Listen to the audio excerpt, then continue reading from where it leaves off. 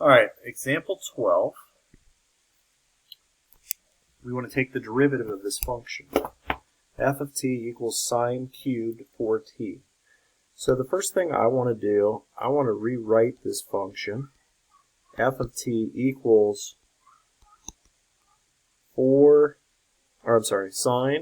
of 4t cubed. And think of it this way. Okay? Now what I want to do, I want to do the chain rule, where I'm going to look at this as being a power function. So I'm going to use the power rule to start when I take the derivative. So f prime of t equals 3 times sine of 4t squared. Next, I'm going to take the derivative of sine of 4t.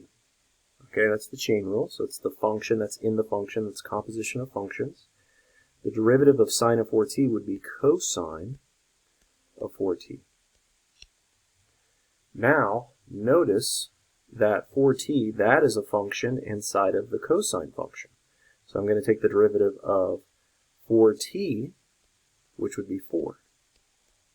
Now I've completed the chain rule. Now I need to simplify this. So 3 times 4, that's going to be 12 sine squared 4t times cosine 4t. That would be 12. All right, let's look at some more derivative rules here. The derivative of the natural log function, let u be a differentiable function of x.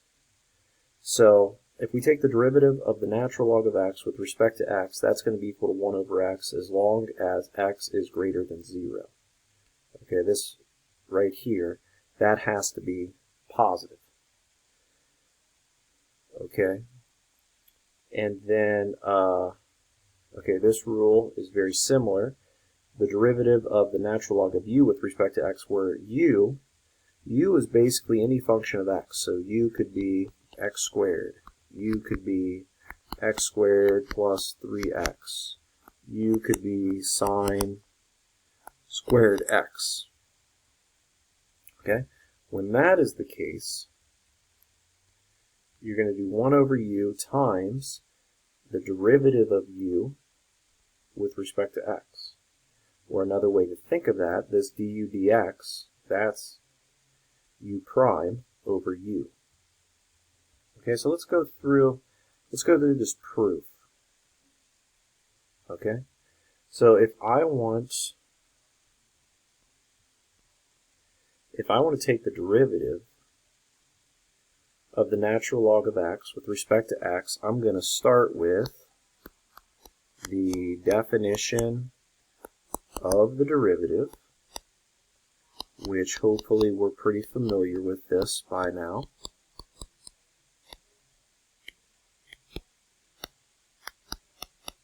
But this is it, the limit of f of x plus delta x minus f of x all over delta x as delta x goes to 0. So right here, since f of x is equal to the natural log of x, f of x plus delta x would be equal to the natural log of x plus delta x, right? F of x plus delta x would be equal to the natural log of x plus delta x. Hopefully you can see that. Minus f of x, which is the natural log of x all over x. Okay? Then, from this step to step 2,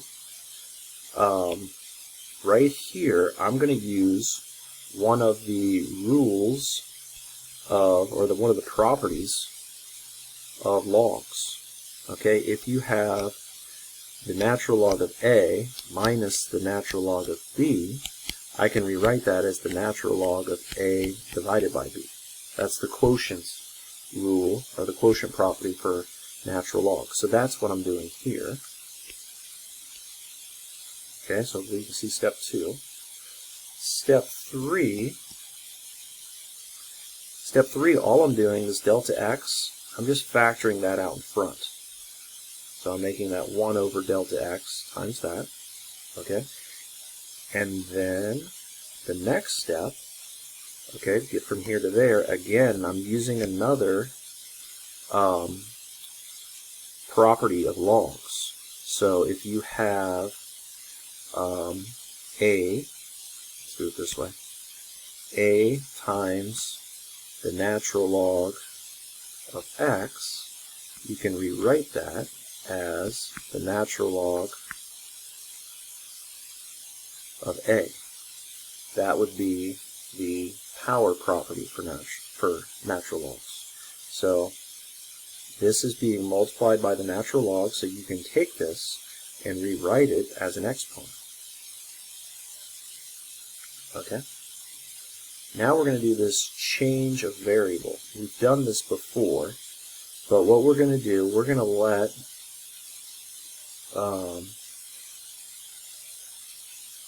n equal, so we're looking at this. We're looking at this guy right here. We're going to let n equal this delta x over x, which if you multiplied both sides by x, then n times x would equal delta x. Okay? Or another way to think about this, you could do 1 over n over x equals 1 over delta x, and then you would have this. Okay? So now I got this guy here. Then notice, as delta x goes to 0, n will go to 0. So, looking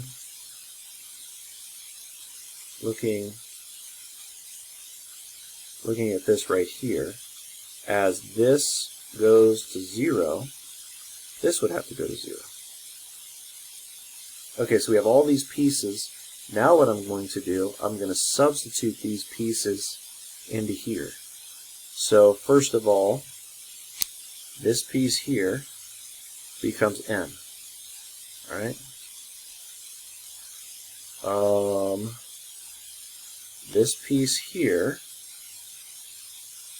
okay, is that piece, which I will say that that's equal to 1 over nx, which is the same thing as 1 over n times 1 over x. Okay? So I've gotten to this point. Next, I'm going to take this guy and use the power property again and put it out in front of the natural log. And since this 1 over x has nothing to do with n, I can actually factor that out in front of the limit altogether. So now I'm looking at this.